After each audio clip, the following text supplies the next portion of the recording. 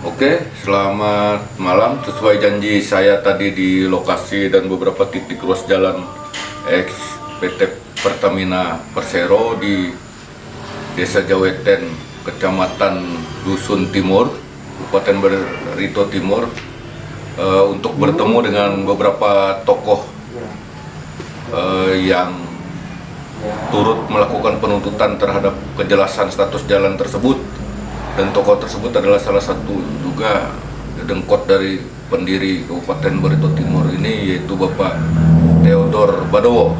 Nah, kita langsung dengan beliau ya guys. Kita dengarkan pernyataan beliau, harapan beliau bagaimana terhadap pengelolaan jalan tersebut, terus ke depannya bagaimana, karena jalan tersebut tidak hanya dilewati oleh satu perusahaan saja gitu kan. Dan ini juga menyangkut hajat hidup orang banyak ke depannya. Mungkin kita langsung dengan Pak Theodor Badowo terkait persoalan jalan ex Pertamina ini. Mari kita dengarkan pernyataan langsung dari beliau. Sejak dulu sudah kita menyatakan secara konsisten bahwa memang ada jalan ex Pertamina, tetapi tidak seperti yang sekarang.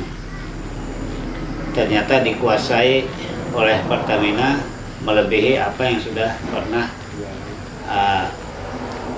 digunakan pada tahun 1967. Jadi kalau ada sertifikat-sertifikat yang diterbitkan oleh BPN untuk Pertamina, justru kami masyarakat pemilik lahan tidak pernah mengetahui sejauh mana kebenaran dari proses itu terjadi. Nah, harapan masyarakat ke depan adalah karena jalan ini bukan hanya dilewati oleh satu perusahaan, tapi ada beberapa perusahaan tambang batu bara dan juga HPH yang dulu adalah PT Yayang Aya Timber pada tahun 1970. Kemudian pada tahun 90-an itu diambil oleh Barito Pacific Timber Group dan lewat jalan itu juga. Nah, masyarakat pun sejak jalan itu ada memanfaatkan untuk kepentingan masyarakat. Jadi banyak pihak yang berkepentingan menggunakan jalan itu. Nah, persoalan yang muncul adalah ketika beberapa tahun yang lalu, sekitar hampir 9 tahun yang lalu, digunakan jalan itu, kemudian ada penunjukan bahwa jalan itu akhirnya dikomersilkan. Itu awal mula terjadinya persoalan, karena akhirnya banyak pihak yang ingin mengelola jalan tersebut karena hasilnya cukup signifikan, dan itu pernah diperiksa oleh BPKP. Ternyata setahun itu mencapai 20-an miliar pungutannya. Tapi itu persoalannya sudah lalu, dan kita di era yang baru justru menginginkan bahwa jalan ini juga bermanfaat untuk semua pihak yang berkepentingan. Dalam hal ini adalah bagaimana kalau memang jalan itu dikelola dengan baik, supaya bisa menjadi salah satu sumber PAD untuk Kabupaten Barito Timur khususnya dan Kalimantan Tengah umumnya. Dari beberapa persoalan yang pernah terjadi yang ingin mengelola jalan tersebut, salah satunya adalah Megastar yang bahkan sempat melakukan menandatangani kontrak kerjasama dengan PT Pertamina Persero, dan ada bukti-bukti bahwa Megastar pernah menyetorkan uang ke Pertamina sebanyak 2 kali, dan bukti ada pada kami fotokopinya. Jumlah uang yang disetor ke Pertamina 62,8 miliar. Nah, dengan melihat potensi seperti ini, lalu banyak yang ingin mengambil jalan itu, termasuk salah satunya yang terakhir adalah PT Global, dan semuanya akhirnya tidak bisa berjalan. Kenapa? Karena Megastar dulu meminta kepada Pertamina legalitas kepemilikan dari Pertamina, dan Pertamina tidak bisa menunjukkan. Nah, baru setelah dicecar oleh Megastar, barulah 2017 kalau tidak salah, dan mohon koreksi nanti kalau salah, 2017, 2018 muncullah sertifikat hak pakai. Ada beberapa lembar yang mengklaim bahwa jalan itu adalah milik Pertamina. Nah, itu yang jadi persoalan, akhirnya muncul sampai sekarang belum terselesaikan dengan baik. Nah, kemudian Gubernur Kalimantan Tengah pada tahun 2019 mengumpulkan stakeholder yang ada dan menegaskan bahwa jalan ini akan dikelola oleh provinsi. Nah, Pertamina rupanya belum sepakat dengan hal itu, sehingga berlanjutlah ke gugatan masyarakat melalui P2N. Dan penegasan gubernur pun pada waktu yang lalu ketika ada pertemuan di lapangan, kami langsung berbicara dan berdialog dengan gubernur dan juga dengan perwakilan KPK, koordinator wilayah 2 kalau tidak salah, bahwa gubernur meminta kalau memang Pertamina mau mengambil alih aset itu untuk kenyamanan, maka Pertamina harus mengaspal jalan tersebut sehingga bisa dilalui oleh kendaraan ringan maupun berat, itu angkutan batu bara. Dan kalau melihat berapa yang harus dikeluarkan oleh Pertamina kalau jalan 60 km ini diaspal, seperti contoh punya Adaro itu mencapai hampir 1 triliun biaya. Nah, persoalan sekarang, apakah Pertamina dalam kondisi negara seperti ini, apakah mereka masih mau atau mampu melaksanakan hal tersebut? Dan informasi terakhir bahwa sebenarnya di TV nasional pun sudah ada berbicara seorang Ahok sebagai komisaris utama Pertamina. Dia mempertanyakan apakah aset ini bermanfaat atau tidak untuk Pertamina. Jadi itu satu pertanyaan dan tantangan. Nah, kalau itu hanya untuk mencari untung dari oknum-oknum petinggi Pertamina, maka kelihatannya Ahok pasti akan bertindak. Yaitu semua demi kebaikan bersama, baik si pengguna jalan, baik masyarakat yang ada di sepanjang jalan itu, maupun terhadap perusahaan-perusahaan yang memang punya keinginan melewati jalan itu, seperti misalnya batu bara, kemudian sawit, kemudian juga galian C, termasuk juga palm oil.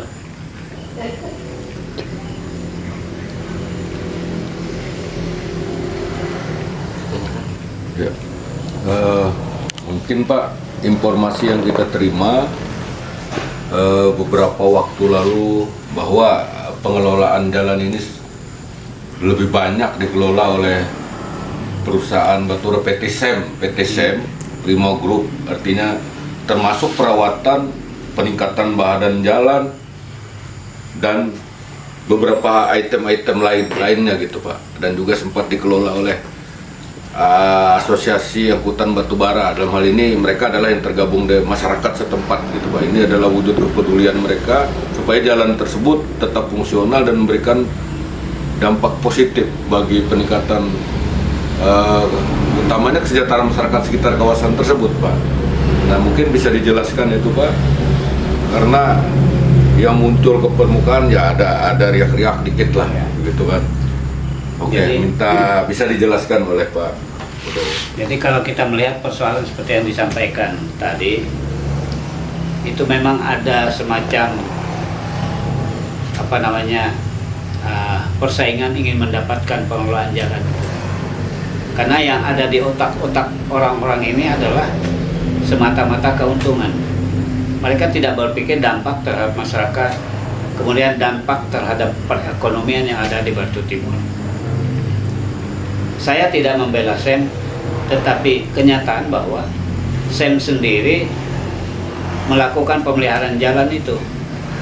Sejak kapan? Sejak lama. Itu sejak lama sudah. Jadi sejak dulu kontraktor jalan itu sudah di stop dulu tahun 2012-an. Jadi SEM mulai sekitar 2013 lah, sekitar itu sampai sekarang. Bahkan mungkin lebih, karena secara faktual bahwa batu bara yang diangkut melalui jalan ini tidak bisa lewat kalau jalannya tidak memungkinkan, karena banyak akan terjadi kecelakaan dan lain sebagainya, dan juga kerusakan armada angkutan. Jadi wajar saja saya mengelola, dan yang mengelola itu ada semacam persatuan angkutan batubara yang juga terdiri dari orang-orang penduduk sekitar, dan wajar mereka diikut sertakan, dan mereka juga pemilik dari armada angkutan, orang-orang setempat. Itu aja. Berarti sebelumnya Bapak adalah salah satu orang utama yang di dalam bersama masyarakat yang melaporkan juga ke Ombudsman RI, Pak. Ya, Bahkan informasinya kita dapat bahwa Bapak sudah menghadap ke KPK sendiri, Bapak Gubernur, supaya ini diambil alih oleh pemerintah daerah sesuai dengan rekomendasi yang disampaikan oleh Ombudsman. Bisa dijelaskan, Pak, secara detail? Jadi waktu kemelut ini terjadi, apalagi hampir-hampir terjadi misalnya bentrokan fisik, karena salah satu pengelola yaitu Patra Jasa waktu itu sampai memotong jalan sehingga tidak ada kendaraan roda 4 yang bisa lewat. Nah, ini kan satu hal yang memang tidak etis, sangat-sangat tidak etis. Nah, dengan apa yang terjadi waktu itu, lalu kami dengan saudara Muhammad Cornelius mengambil inisiatif, dan tidak ada yang menyuruh-nyuruh, tidak ada berita di koran seolah-olah ada di belakang layar. Aduh, nggak ada itu. Murni itu adalah inisiatif kita. Nah, jadi kita membuat surat ke Ombudsman, kemudian ke BPN, kemudian kalau tidak salah ada juga ke dinas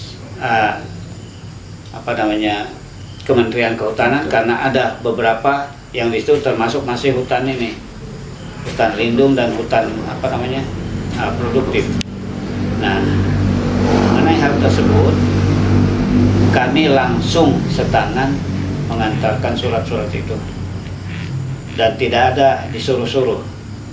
Ya, kalau ada pihak yang membantu misalnya tiket itu wajar, ya kan, kami masyarakat biasa tidak punya apa-apa, tetapi perhatian kami untuk jalan ini supaya tidak lagi menjadi kacau balau, terjadi kemelut, apalagi sampai terjadi gesekan di akar rumput, ini yang kita tidak inginkan.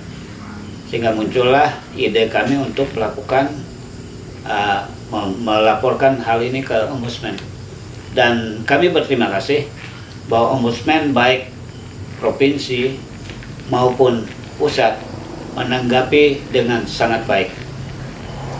Dan ada catatan tersendiri bahwa apa yang dilakukan Pertamina menerbitkan BPN menerbitkan SHP itu adalah maladministrasi. Nah, ini adalah pendapat independen dari sebuah badan yang bersifat nasional dan independen, tidak bisa diintervensi siapapun, yaitu Ombudsman RI tadi. Berdasarkan juga pengantar dari Ombudsman Provinsi waktu itu. Jadi kita berterima kasih. Nah, tinggal tindak lanjut ke depan bagaimana. Tapi kalau kita melihat atensi Gubernur Kalimantan Tengah Bapak Sugianto Sabran, itu kita melihat sangat positif ya. Jadi kita berharap bahwa ke depannya Kemelut jalan eks Pertamina ini bisa terselesaikan dengan baik untuk kepentingan semua masyarakat dan juga pengusaha, investor dan lain sebagainya. Itu yang kami harapkan ke depannya, sehingga jalan ini nanti dikelola dengan baik, di maintenance supaya armada yang lewat tidak terlalu mengalami hambatan, kerusakan dan lain sebagainya, dan masyarakat pun enak lihat. Nah, kalau sekarang dibiarkan, misalnya SEM saja tidak mau memelihara jalan itu, tidak ada yang bisa lewat di itu, masyarakat pun lewat tercebur di lumpur segala macam, terjadi kecelakaan. Jadi adalah salah kalau ada yang berpendapat seolah-olah SEM monopoli ini. Tidak. Saya tidak apa namanya. Ini sebagai bentuk tanggung jawab Iya, mereka. ini kan ya. tanggung jawab moral mereka. Sebagai pengguna jalan. Ya, pengguna jalan. Wajar saja. Bayangkan kalau digunakan misalnya motor grader dan lain sebagainya untuk pemeliharaan jalan. Untuk 1 jam saja sekarang 400-500 ribu per jam. Berapa 1 hari? Berapa berbulan-bulan? Miliaran mereka harus mengeluarkan dana itu. Jadi ini yang kita apresiasi, pihak-pihak yang betul-betul mau bergerak. Jadi jangan hanya ngomong doang dari pinggir, menyalahkan si A, si B, si ini salah, si itu salah. Apa yang mereka bisa buat supaya ini bisa berjalan dengan baik? Pertanyaannya sekarang adalah, kalau misalnya sawit saja tidak boleh lewat jalan itu, mereka mau bikin jalan sendiri. Pertanyaan besar, mampu tidak mereka menerobos, Buka jalan baru. buka jalan baru? Jadi itu satu hal yang memang patut dihargai. Kemudian juga tambang. Kalau tambang yang ada di beberapa tempat yang jauh dari Telang Baru, dia juga harus buka jalan sendiri sesuai undang-undang. Nah, kalau SEM disuruh buka jalan sendiri, rasanya tidak perlu. Kenapa? Karena mereka aksesnya langsung dan mereka memelihara, punya tanggung jawab. Nah, lain kalau ada beberapa perusahaan yang hanya mau lewat aja, memelihara nggak mau, ini jadi persoalan.